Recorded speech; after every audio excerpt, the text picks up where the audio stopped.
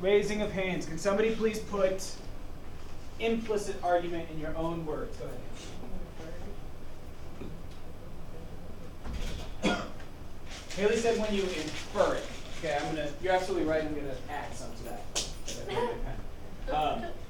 When we're talking about implicit arguments, the argument is on the paper. It's being given to you, but it's not directly stated. It does not tell you the belief. It does not tell you the claim. Rather, by reading it or listening to it, you have to infer it. You have to figure it out. Okay? Explicit. Sarah?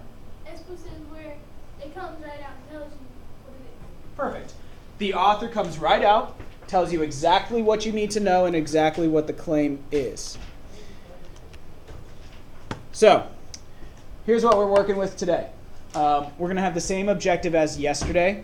Remember, please, that your work today goes towards a dot. All right?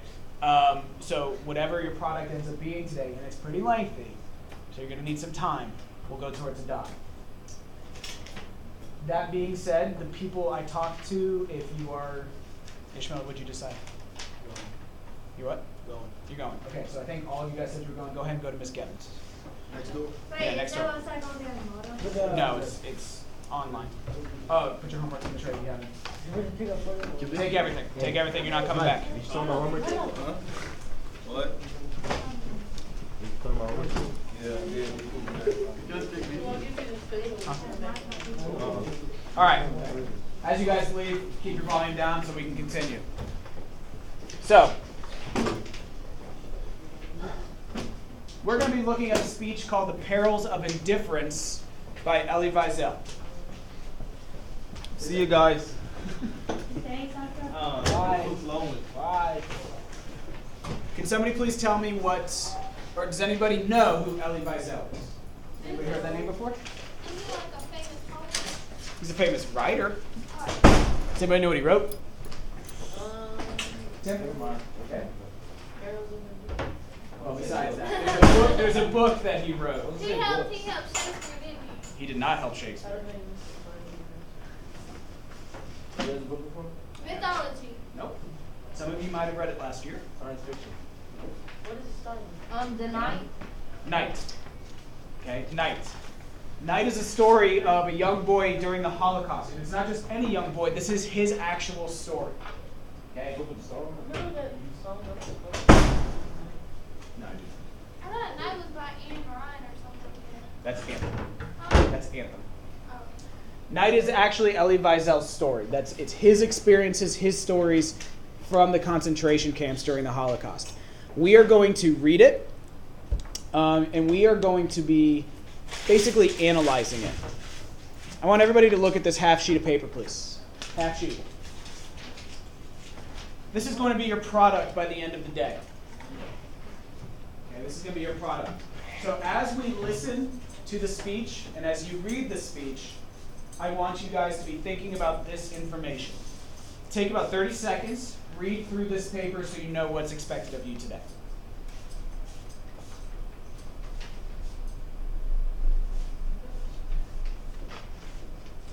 No, it's a different paper.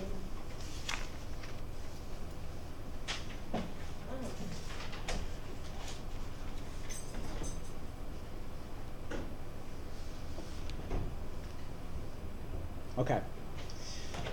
The first page, I'm actually going to play an audio clip of it. This is Elie Wiesel giving the speech. This is when he gave it. We're also going to be doing a little bit of annotation on the speech you have. Now, many of you probably have the annotations already. Okay, if you don't, you are welcome to write on the paper as we go. So I'm going to ask you guys to please follow along with the speech. And we'll stop periodically to talk. The one you have in your hand. Okay, everybody follow along, please. Mr. President, Mrs. Clinton, members of Congress, Ambassador Holbrook, Excellencies, friends. 54 years ago, to the day,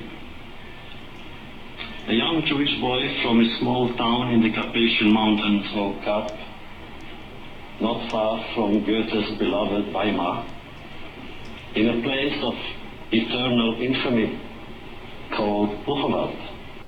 So we're going to go ahead and stop there for a second. Let's look at this word, infamy. Does anybody know what that word means? That's like bad. It goes beyond bad. I mean, it's beyond sad, it's beyond bad, it's beyond terrible. It is horrible in every way imaginable. Okay? So, first of all, when we're talking about that type of feeling, I'm going to go ahead and mark right here that he is using some pathos. Okay? He's starting to draw some emotion from us. Now, we don't really know what he's talking about yet, but what do we know already because of that line? Whatever he's about to mention is just absolutely horrible. Okay? Very good. Tim, you had a question? Why does he have like a German accent? Because he's German. I thought he was Jewish. Okay, let's move on. He was finally free, but there was no joy in his heart. He thought there never would be again. Liberated a day earlier by American soldiers, he remembers their rage at what they saw. And even if he lives to be a very old man, he will always be grateful to them for that rage, and also for their compassion. Though he did not understand their language, their eyes told him what he needed to know. That they too would remember and bear witness. And now I stand before you, Mr. President, Commander-in-Chief of the army that freed me and tens of thousands of others, and I am filled with a profound and abiding gratitude to the American people. So we see here, he's now hinting at his audience. We know that from up above, he's talking about a subject that is absolutely horrible. And now we're getting a hint at his audience. So first of all, let's look at this word here, Commander-in-Chief. That is a title that goes to what do we have in our country that is called Commander-in-Chief? President. The President. Okay? So we know that he's talking about to the President. But we also know up here, it says Mr. President. It says Mrs. Clinton, his wife. Members of Congress, so he's speaking to the United States Congress. Ambassador Holbrooke, he was the ambassador to the United Nations. Excellencies.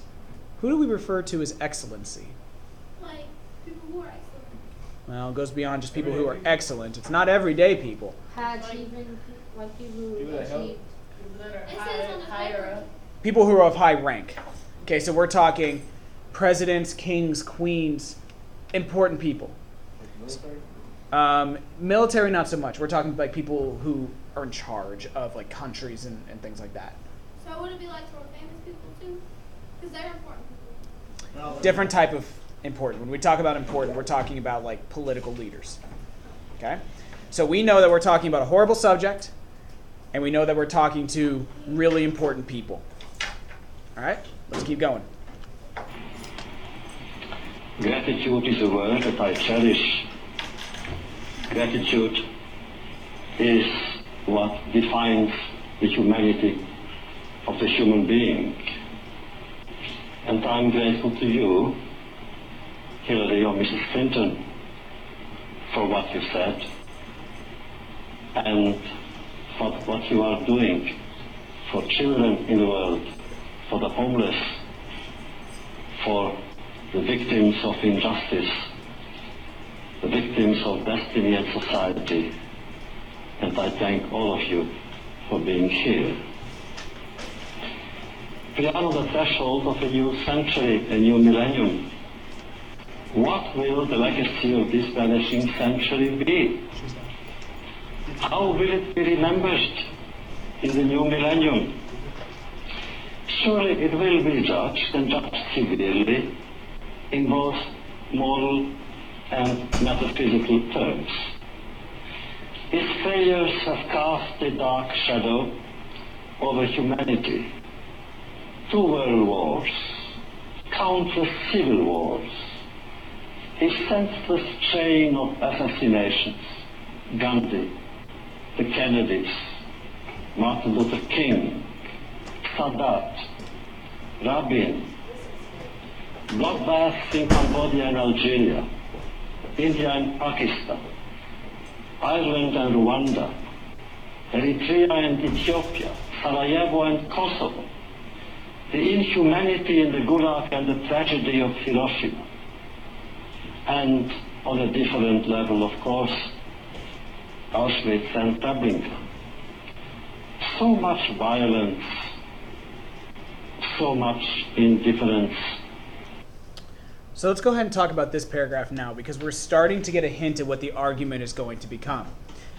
First, this paragraph is listing a bunch of different things.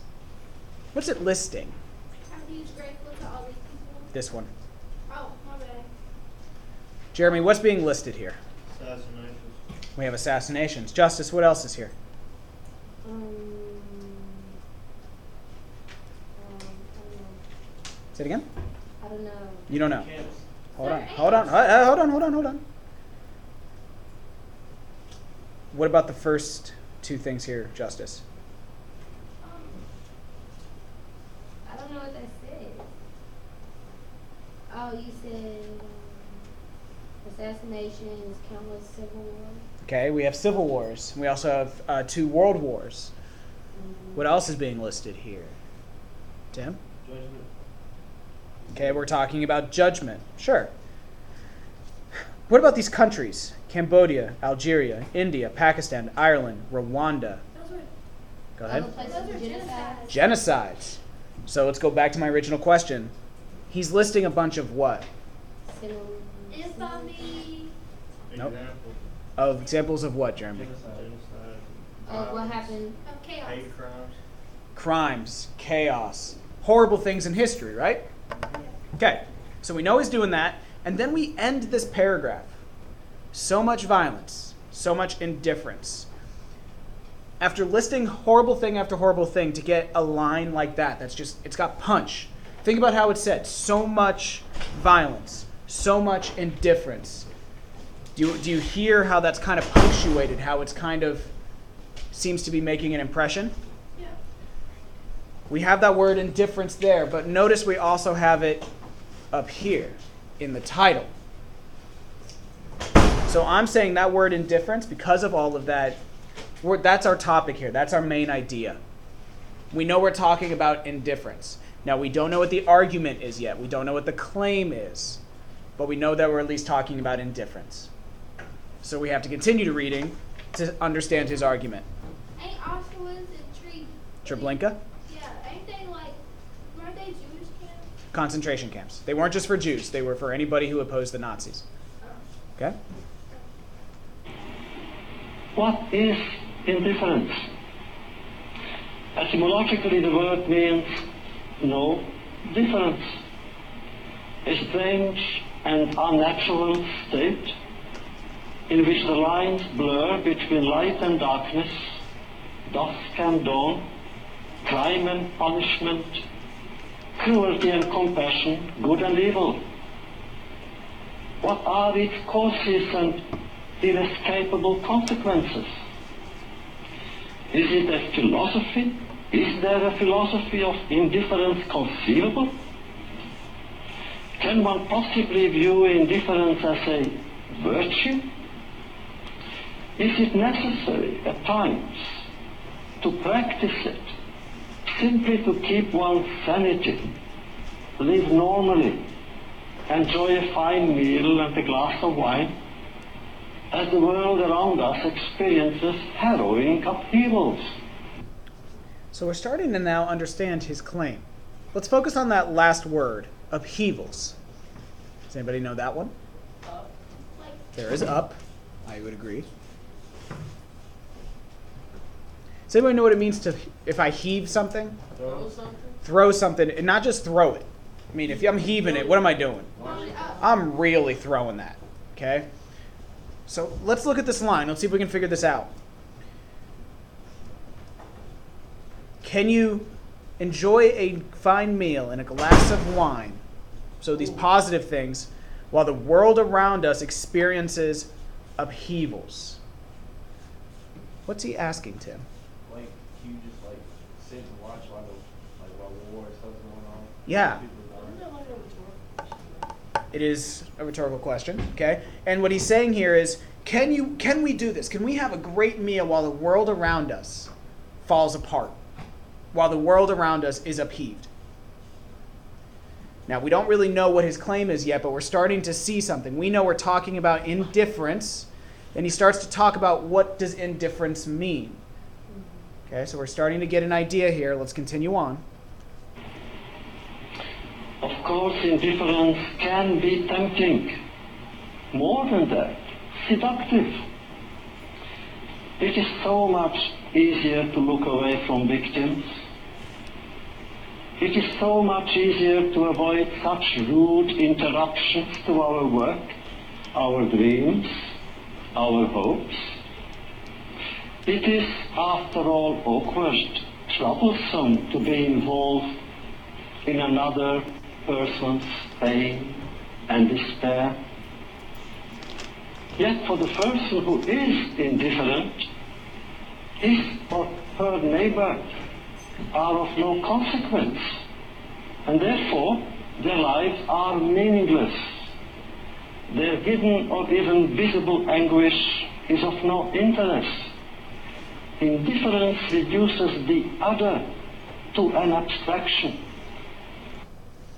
So in the paragraph before this, we're given a bunch of rhetorical questions that get us thinking about what does indifference mean. Then we come down. According to him, Ashley, why is indifference tempting? Why do people want to be indifferent?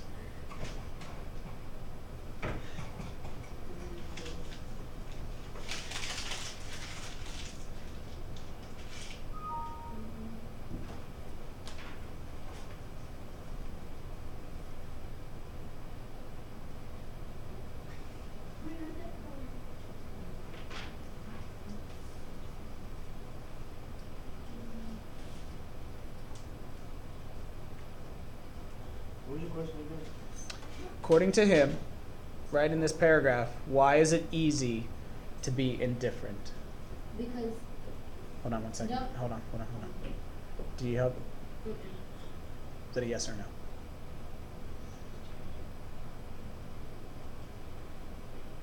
So you do need help? Do you want help? Justice? is it because indifference mean no different? Like they're not different? So he said it's easier that way because if you're different, they'll treat you different. That is one way to read it, but look at this paragraph. Look where my pen is, guys. I want you all to look at this with me, okay? I'm going to read it again to you. Of course, indifference can be tempting. More than that, seductive. It is so much easier to look away from victims. It is so much easier to avoid such rude interruptions to our work, our dreams, our hopes. It is, after all, awkward, troublesome to be involved in another person's pain and despair. Yet for the person who is indifferent, his or her neighbor are of no consequence, and therefore their lives are meaningless. Their hidden or even visible anguish is of no interest. Indifference reduces the other to abstraction.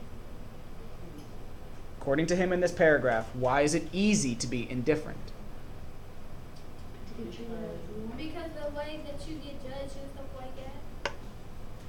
Look right here, guys.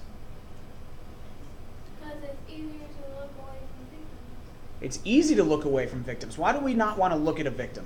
Because it makes you feel bad and it uses pathos on you. Okay? Part of it is when we look at victims, we start to feel bad. Human beings, do we want to feel bad? No. No. So it's easier to look away from that. If we come down here, it's awkward. It's troublesome to be involved in somebody else's life. And then, look here. Look exactly where my pen is. It's meaningless. Yet for a person who is indifferent, his or her neighbor are of no consequence. They're meaningless. That's not right. As human beings, do we want to be meaningless? No. No, we want to have meaning. So Elie Wiesel, look at what he does here. If we jump up 2 paragraphs, he says, look at all these horrible things that have happened in the world. Then we come down here and we start talking about indifference. And he starts talking about, is it okay to live our lives, be indifferent as the world is upheaved?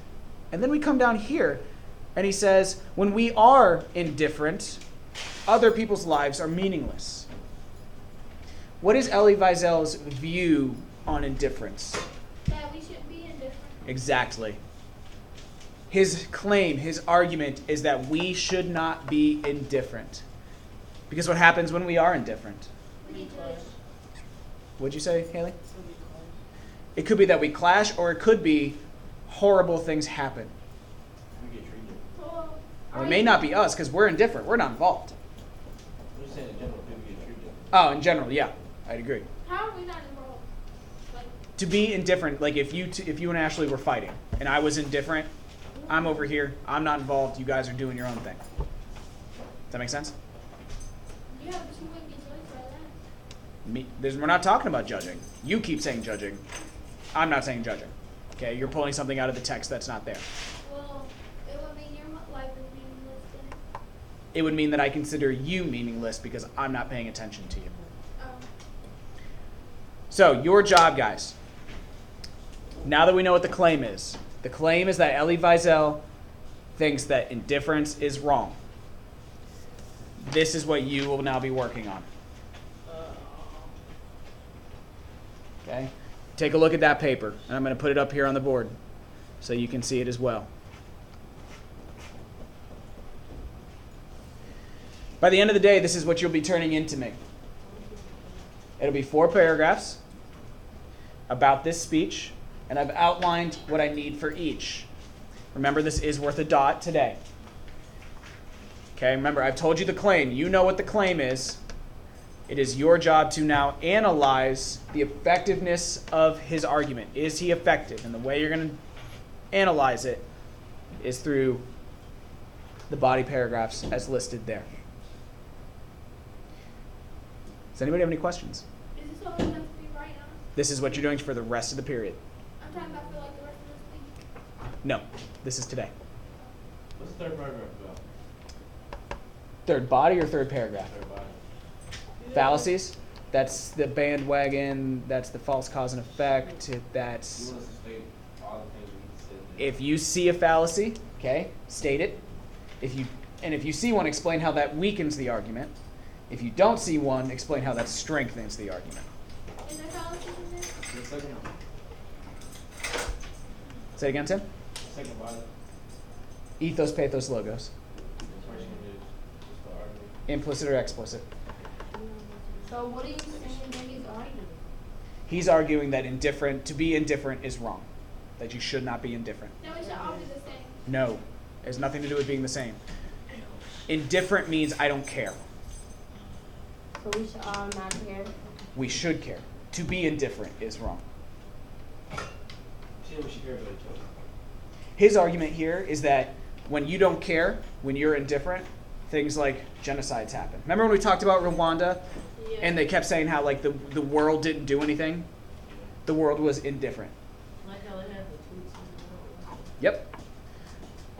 Yep. Once you continue reading, you'll see that he talks about a situation where a bunch of Jewish refugees from Europe came in a boat, and the president turned them away and sent them back to Europe to die. The president was indifferent. Clinton did that? That's rude. No, FDR during World War II. Okay? So that's your assignment for the rest of the day. I'm going to turn on some light music for you. It is due at the end of the period.